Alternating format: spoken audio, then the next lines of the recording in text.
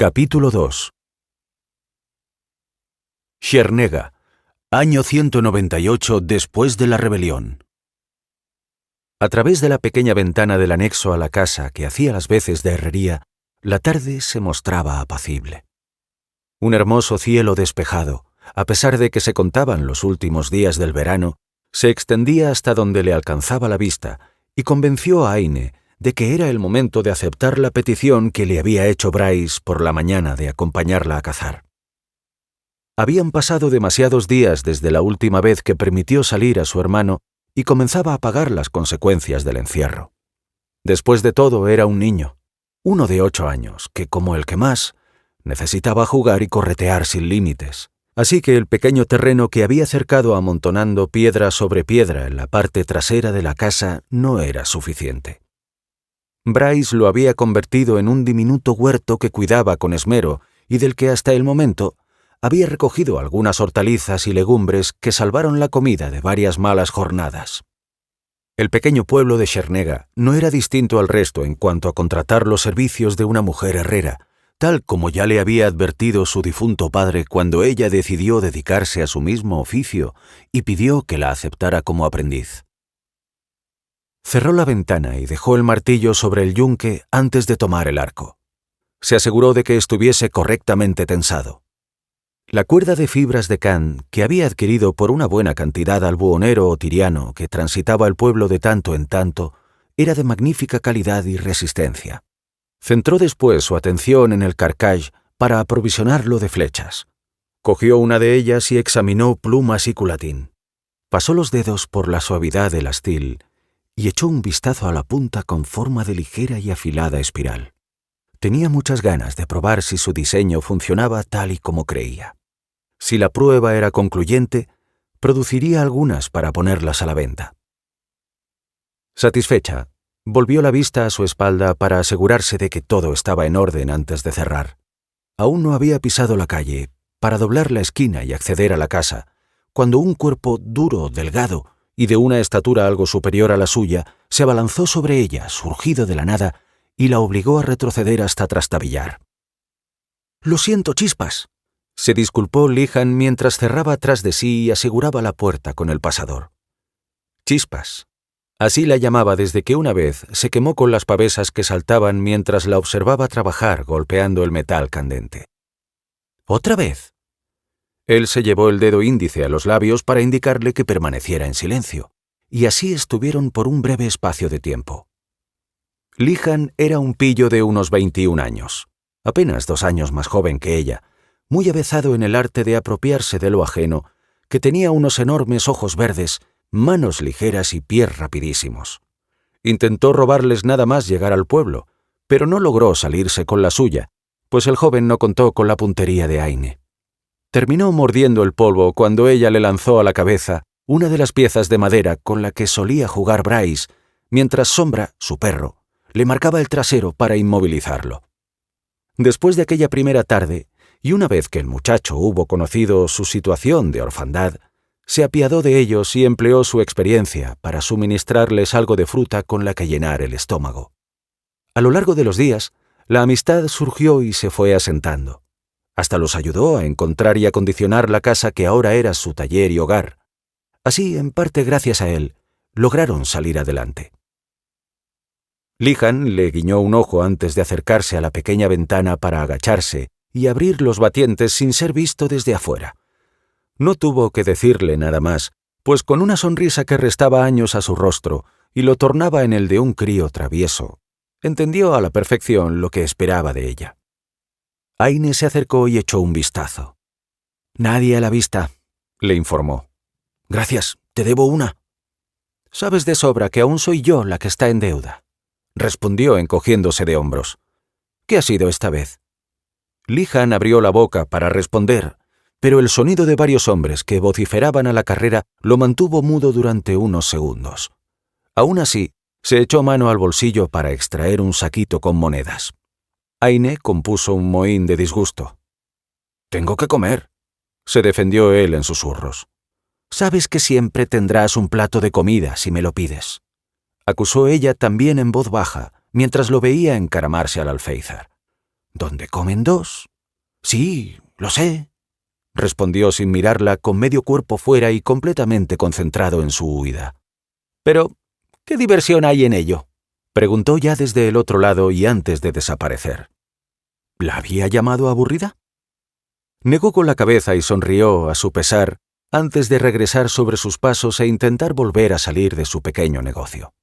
Bryce ya debería estar harto de esperarla. No se equivocó. Nada más llegar encontró al niño con su chaleco puesto y a 2 pasos de la entrada. Sombra, el perro, estaba sentado a su lado sobre sus cuartos traseros, tan tieso como él. El animal inclinó la cabeza, negra como el resto de su cuerpo, a excepción de una mancha blanca que le abarcaba el ojo izquierdo y la oreja, al devolverle la mirada. No se le escapó el reproche en los ojos grises de su hermano, tan parecidos a los del hombre que diera su vida por él. «Llegas tarde», se quejó Bryce, y el perro ladró como uniéndose a la recriminación. «Lo siento, Lihan tiene la culpa». «¿Otra vez?» «Eso mismo le dije yo», respondió Aine revolviéndole el cabello cariñosamente antes de agacharse frente a él.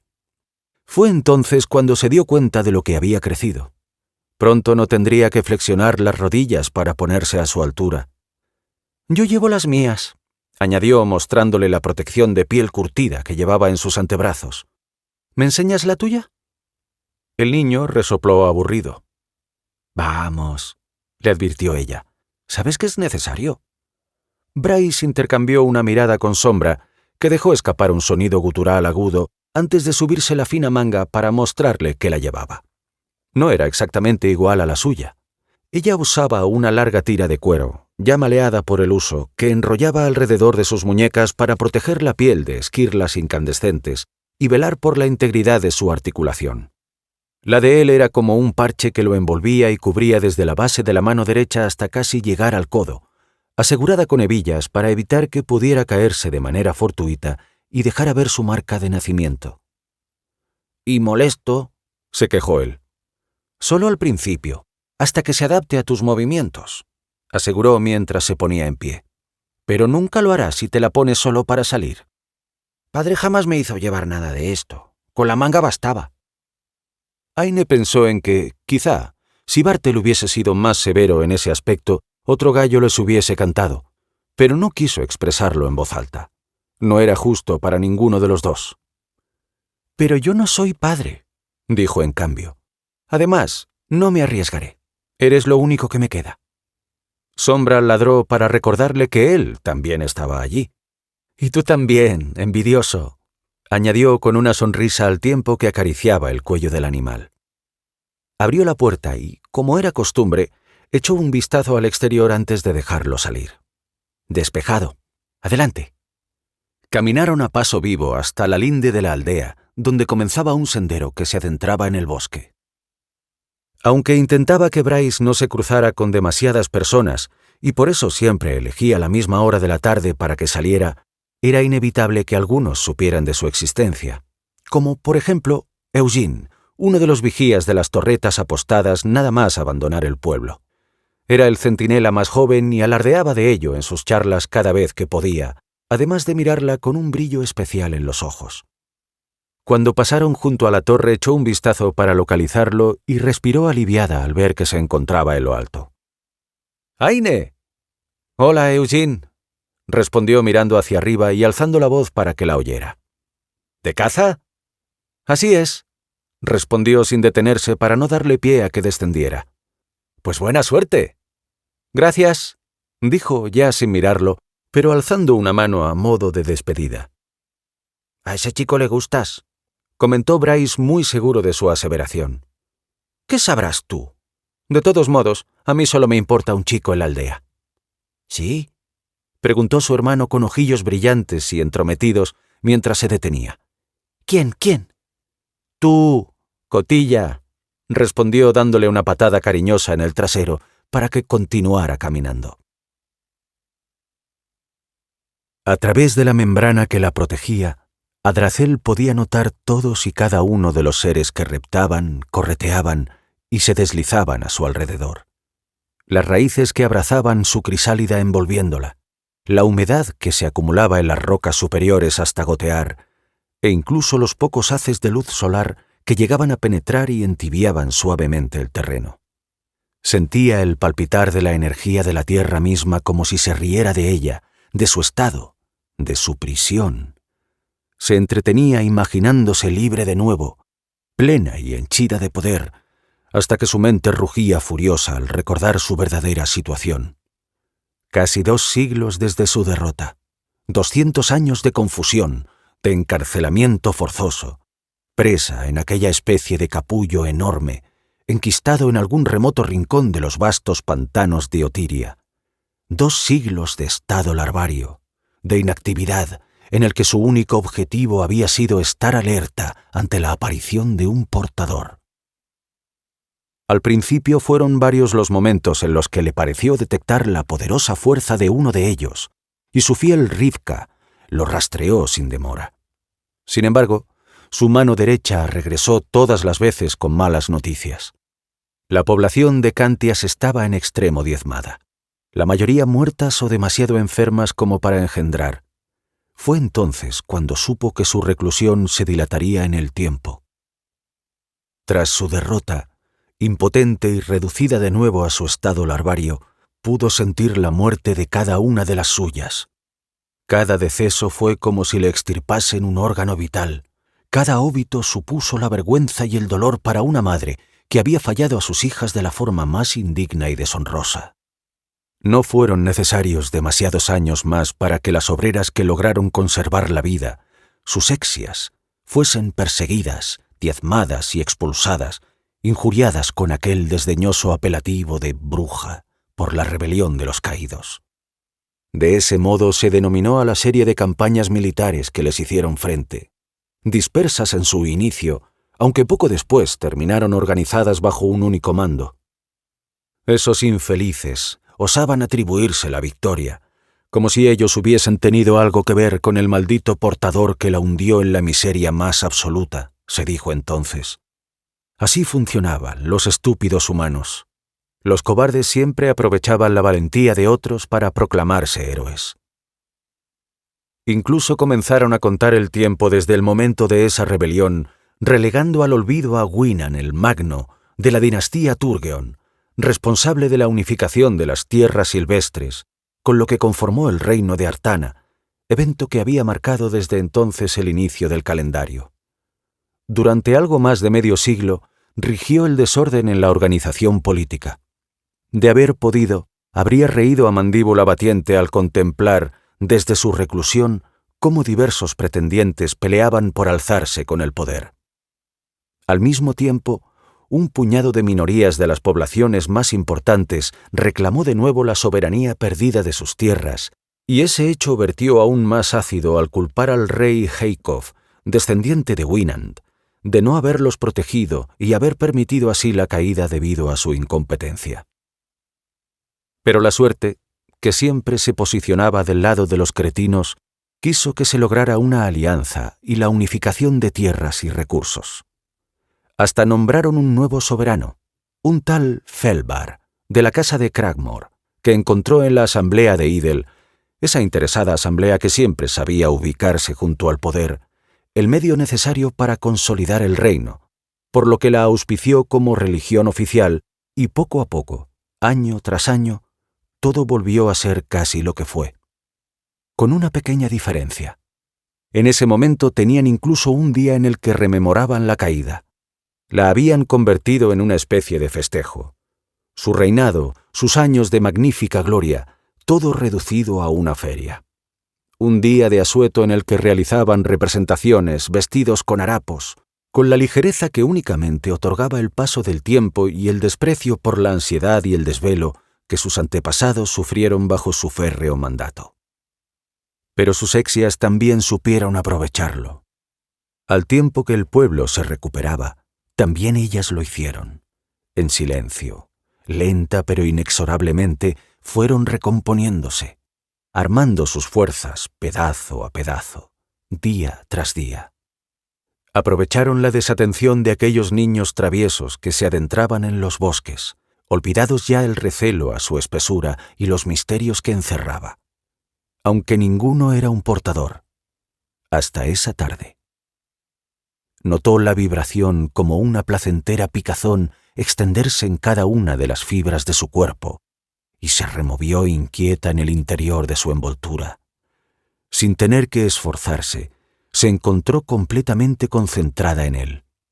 Hasta le pareció sentir el latido de un joven corazón, puro, fuerte y sano, perfecto. Gozosa, se estremeció llevada por la anticipación de saberse de nuevo libre. «Lo sentimos. Está cerca».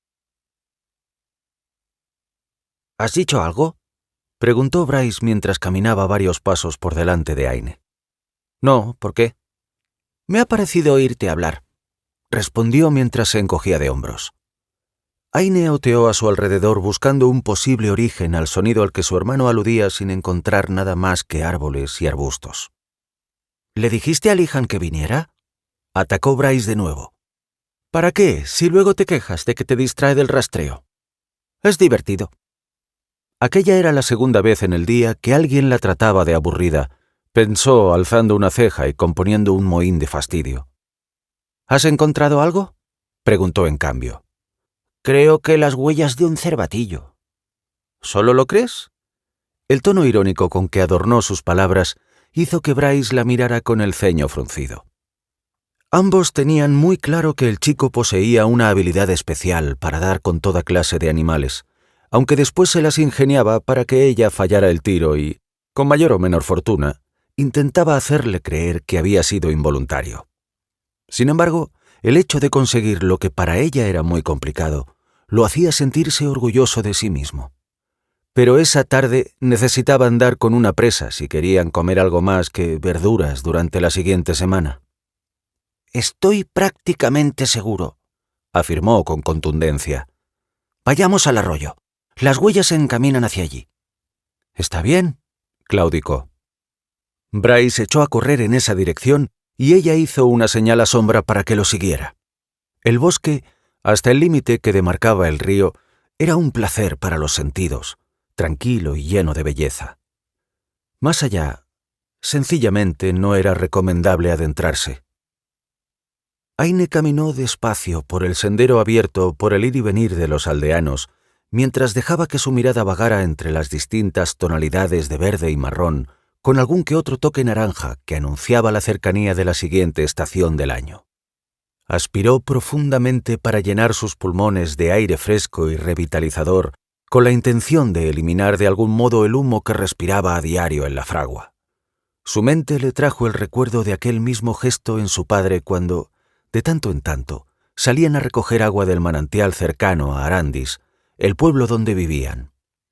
Su madre, Liz, siempre los acompañaba y recogía flores a su paso para confeccionarle preciosas coronas que colocaba en su cabeza. «Para mi princesa», decía. Su mano se movió involuntariamente hasta que tocó con los dedos el brazalete que adornaba su brazo derecho, y en sus labios apareció una sonrisa afligida. «Fueron años sencillos pero llenos de felicidad», se dijo mientras tomaba asiento en un tocón muy cerca de la orilla del arroyo y dejaba el arco justo a su lado. Sombra se acercó hasta ella y le lamió la mano, como si fuera consciente de la tristeza que intentaba abrirse paso en su corazón y deseara animarla. «¿Dónde está Bryce?», preguntó al can como si pudiera responderle. Aguzó el oído. «¿Bryce?», lo llamó alzando un poco la voz. Las entrañas de Adracel se retorcieron inquietas. Casi podía verlo, tocarlo. Podía oír su sangre circular por las venas, bombeada por un corazón joven. Su necesidad se acrecentó y notó cómo cualquier criatura viviente y cercana trataba de huir despavorida de su lado. Ya se había puesto en camino. Pronto lo tendría. Sería suyo. Rivka lo traería. «Lo sentimos. Su poder. Estamos cerca». Aine volvió a coger el arco y se levantó para girar el rostro en todas direcciones. «Bryce», volvió a llamarlo. «Es suficiente. Sal ahora mismo».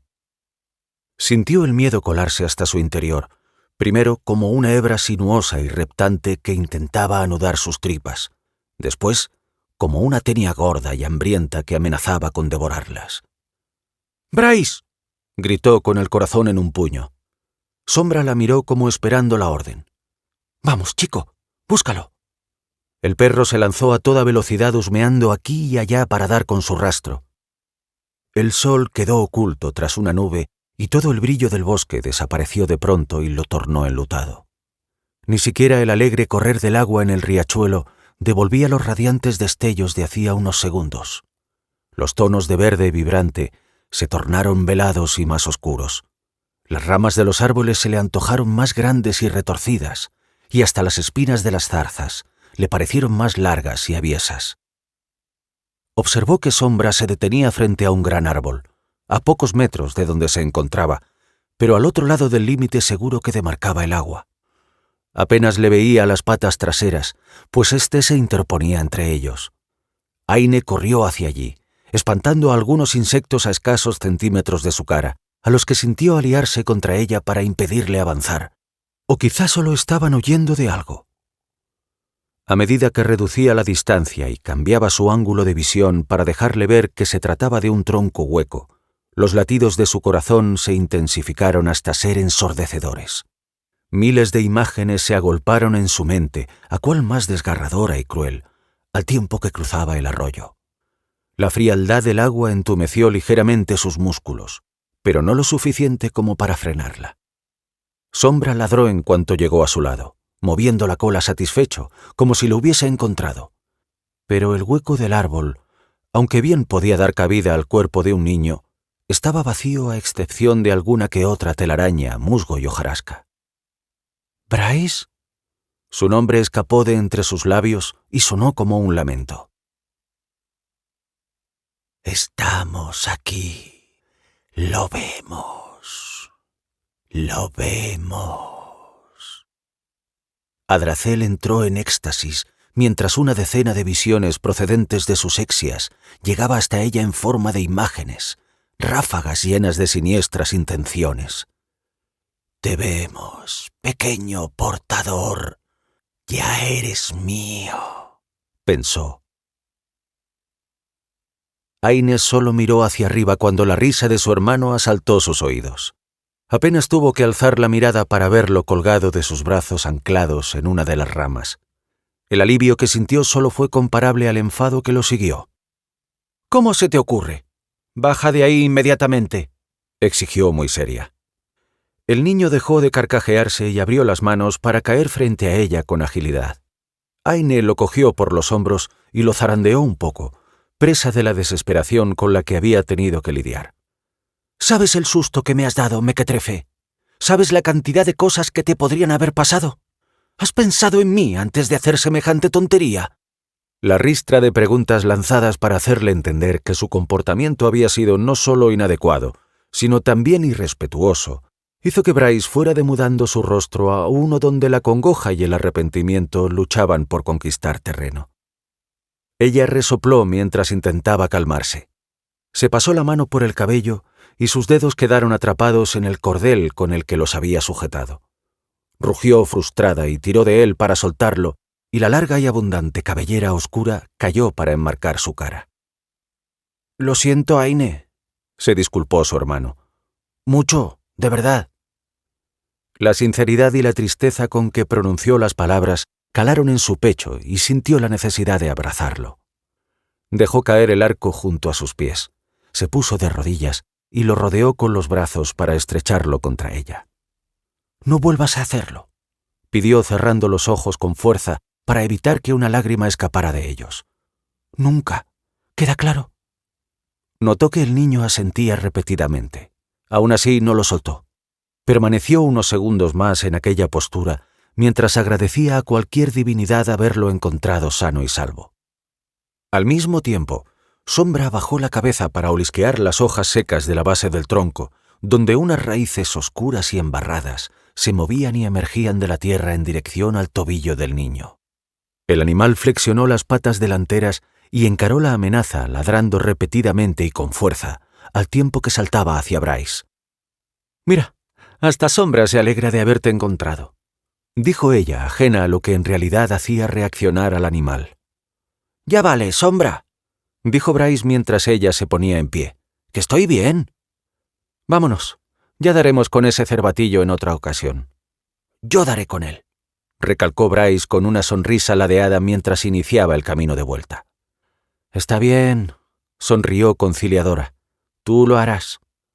Apenas había terminado de pronunciar su respuesta cuando su hermano se detuvo de pronto, paralizado en medio del camino, tenso. ¿Qué te ocurre? Sombra continuaba desgañitándose en su afán por demandar atención, y Aine miró a ambos con extrañeza. Dio los 2 pasos que la separaban de su hermano y comprobó que el pequeño se mantenía erguido, con la cabeza ligeramente inclinada hacia atrás y los ojos completamente vueltos, en blanco. «¡Bryce!», exclamó aterrorizada antes de que una risa perversa y afilada atravesara el bosque hasta llegar a sus tímpanos. Nuestro, mío, mío.